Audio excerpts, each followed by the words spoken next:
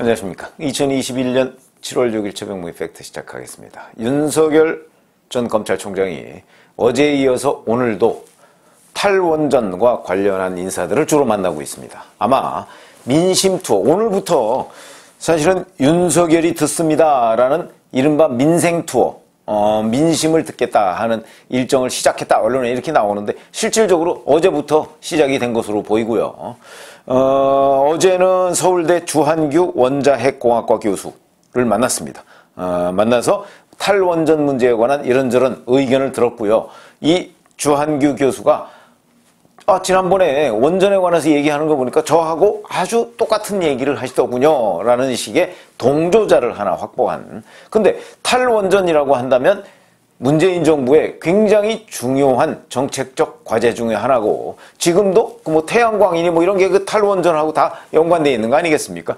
그러면 왜 문재인 정부의 탈원전 정책을 첫 번째 민생 탐방의 주제로 설정을 했을까? 이건 역시 문재인 정부가 이 탈원전 정책에 관한 할 말이 별로 없고, 그리고 윤석열 전 총장이 이 부분에 관해서 공부를 해서 누구랑 맞붙어도 탈원전 정책 부분만큼은 자신 있다. 아마도 이런 것 때문에 첫 번째의 민생 탐방 주제로 잡은 것 아니겠는가?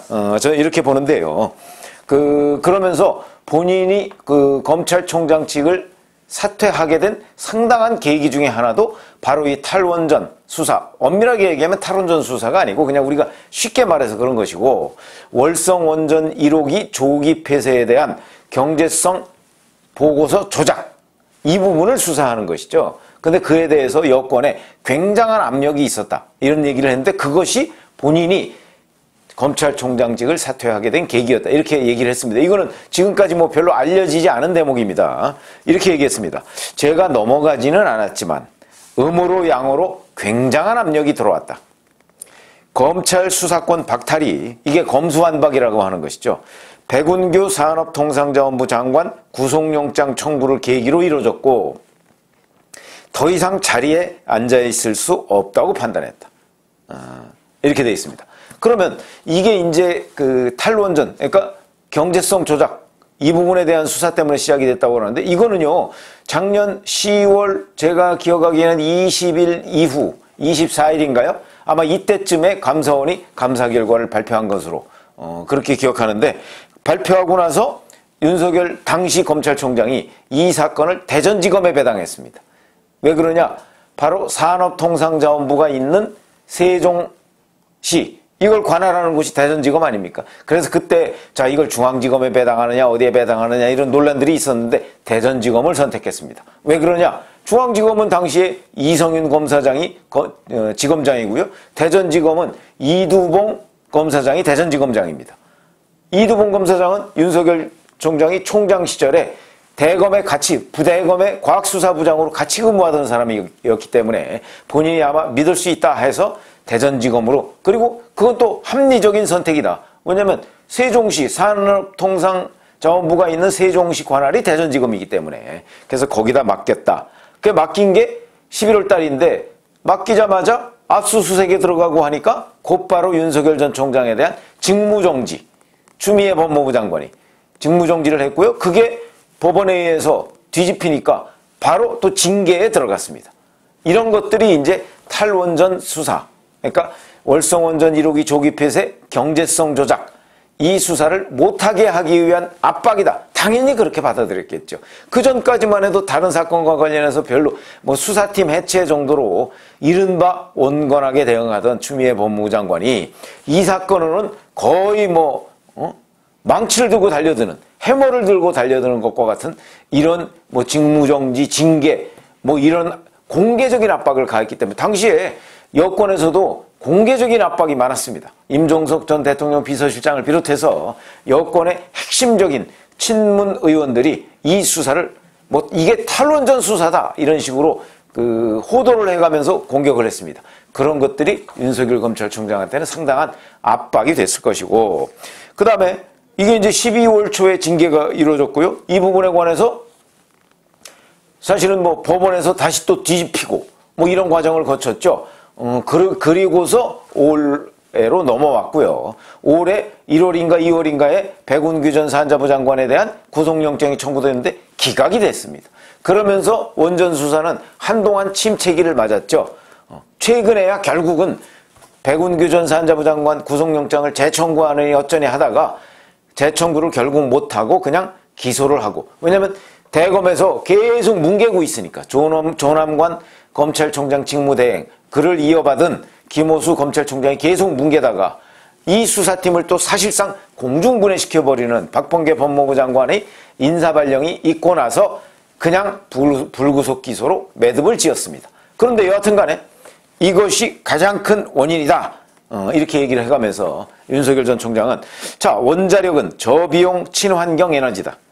사회적 합의도 없고 법적인 문제를 안고 있는 게 탈원전 정책이다. 이런 식으로 얘기를 했고, 오늘 카이스트를 방문해서 윤석열이 듣습니다라는 민생 탐방을 하는데 오늘도 카이스트의 원자핵공학과 학부와 대학원생들을 만난다고 합니다. 아마 지금 좀 만나고 있을 텐데 여기서도 똑같은 얘기들이 나올 가능성이 매우 높다. 그러면 연 이틀 탈원전 정책에 대한 공격을 시작하고 있는 것이다. 그러니까 윤석열 전 총장이 이 민생 탐방이라고 하는 그 투어 자체가 문재인 정부와 반대되는 소위 반문 인사들을 만나면서 거기에 문재인 정부가 어떤 실책이다 할 만한 정책들, 그 관련자들을 계속해서 만나서 일종의 문재인 정부에 대한 공격용으로 활용하고 있는 거 아니겠습니까?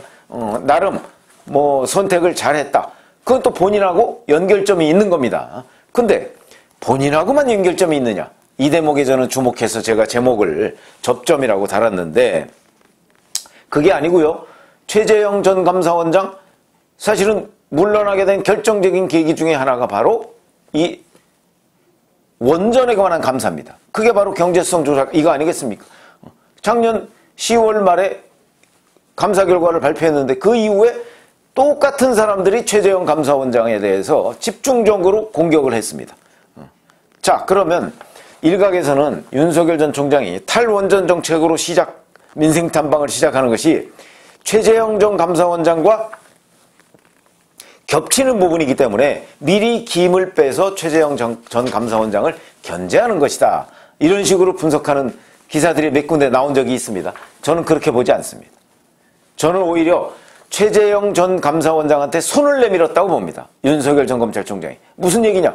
원전 이 감사에 관해서 최재형 감사원장이 감사 결과를 발표를 하고 그 자료를 전부 다 검찰에 넘겨서 검찰 수사의 밑바탕이 된 거거든요. 그러니까 본인이 자, 나 이것 때문에 물러나게 된 상당한 이유가 있다. 이렇게 얘기를 하면 최재형 전 감사원장 보나마나 조금 있으면 얼마 안 있다가 본인이 왜 정치를 할 수밖에 없는가 하는 부분에 관해서 최재형 전 감사원장이 얘기를 할 것입니다. 그러면 거기에서도 보나마나 월성원전 1호기 조기 폐쇄에 대한 경제성 보고서가 조작된 감사, 이걸 본인이 실시했고 그 과정에서 얼마나 많은 압박이 있었는가에 대해서 아마 상세하게 얘기를 할 수밖에 없다. 그렇게 된다면 결국 윤석열과 최재형이라는 사람이 두 사람이 문재인 정부의 탈원전 정책에 대해서 협공을 취하는 모양새가 됐고, 그러면 어제 윤석열 전 총장이 최재형 전 감사원장을 거론한 것은 결국 최재형 전 감사원장에 대해서 손을 내미는 것이나 마찬가지다. 무슨 얘기냐? 자, 나도 탈원전 이 부분에 대한 수사를 시작하면서 내가 어마어마한 유형, 무형, 음으로 양으로 압력을 받고 내가 검찰총장직을 그만뒀는데 우리 최재형 전 감사원장께서도 그 부분에 대한 감사를 시작하고서 얼마나 음으로 양으로 많은 압력을 받았겠느냐. 자, 이 부분에 관해서 말씀해 주시죠. 나도 이렇게 얘기했으니까 이제 최재형 전 감사원장께서도 이 부분에 관해서 자, 우리 똑같이 증언을 하자. 저는 이런 제스처라고 봅니다. 그런 메시지죠.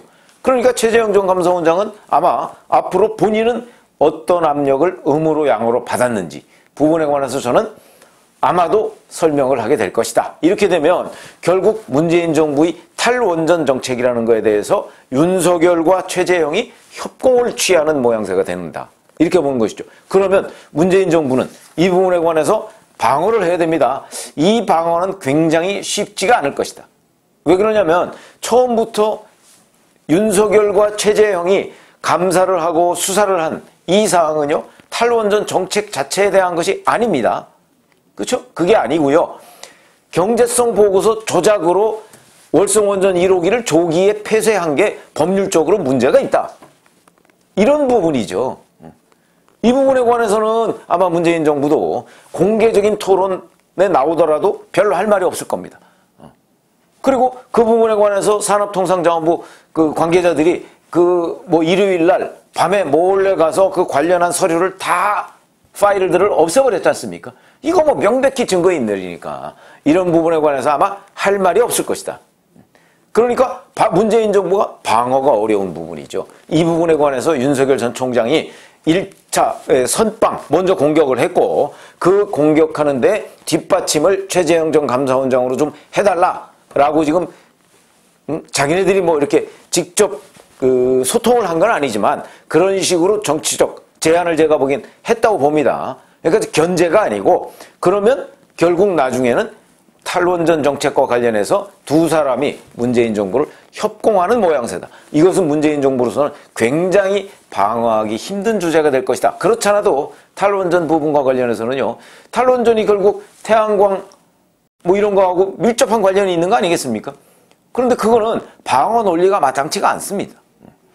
그리고 이미 카이스트나 서울대 원자핵공학과나 이런 데 있는 교수, 학생, 대학원생 이런 사람들이 상당한 논리를 가지고 있고요. 과학적으로 보더라도 우리나라 굉장한 청정에너지입니다. 거기다가 한국의 원자력 기술이라는 것은 전 세계적으로 이 안전성이 거의 최상위 레벨에 있습니다. 그런데 이거를 스스로 사장시키는 이런 탈원전 정책? 그럼 그 탈원전 정책은 문재인 대통령이 영화 보고서 결정을 했다 이런 얘기도 있습니다. 자, 이런 부분까지 합해서 만약에 이 두 사람 탈원전 부분과 관련한 감사와 수사를 했던 두 사람이 공동으로 문재인 정부에 대항하는 모양새를 갖췄을 때 문재인 정부는 과연 여기에 얼마나 방어를 할 수 있을 것인가. 저는 굉장히 취약한 아킬레스건이 될 가능성이 매우 높다. 근데 윤석열 전 총장이 그런 제안을 한 것이다. 이렇게 봅니다. 그래서 앞으로 최재형 전 감사원장이 아마 정치참여선언을 지금 어디 가족들과 함께 지방에 갔다고 하죠. 이 지방에 가서 이제 여러 가지 구상도 하고 정치참여선언 이런 것도 본인이 직접 초안 같은 걸 마련하지 않겠습니까? 그런 것과 함께 어제부터 최재형 전 감사원장의 대선 출마를 촉구하는 그런 모임들도 또 곳곳에서 열리고요. 어제는 서울에서 그 집회가 열렸습니다. 박근혜 정부의 마지막 민정수석인 조대환 변호사가 주축이 돼서 그런 모임을 하던데 아마 이게 전국적으로 확산이 될 것으로 보이고요. 그런 확산세가 거의 끝나갈 무렵에 아마 최재형 전 감사원장이 등장을 하지 않을까. 근데 그 등장에서 역시 월성원전 1호기 경제성 평가보고서 조작 부분에 관한 공격에 나설 것으로 보이고, 자, 그 부분에서 본인이 얼마나 많은 탄압을 받았는가, 외압을 받았는가 하는 부분에 관해서도 공개적으로 언급할 텐데, 그렇게 되면 윤석열, 최재형 두 사람의 문재인 정부 탈원전 정책에 대한 공격, 이걸 아마 우리가 보게 될 겁니다. 그거는 여권 대선 주자들 지금 경선전 한참 불붙고요. 이제 며칠 뒤 11일이죠. 11일 날 6명으로 압축될 텐데, 자, 그렇게 되면 그 6명은 이제 이 부분을 어찌 보면 방어를 해야 되는 입장입니다. 그 방어가 쉽지 않을 것 같다. 이렇게 말씀을 드리고요. 지금 제가 말씀드리는 것은 윤석열 전 총장과 최재형 전 원장의 접점이 결국 문재인 정부의 탈원전 정책이 될 것이다. 이런 부분을 말씀을 드렸습니다. 감사합니다.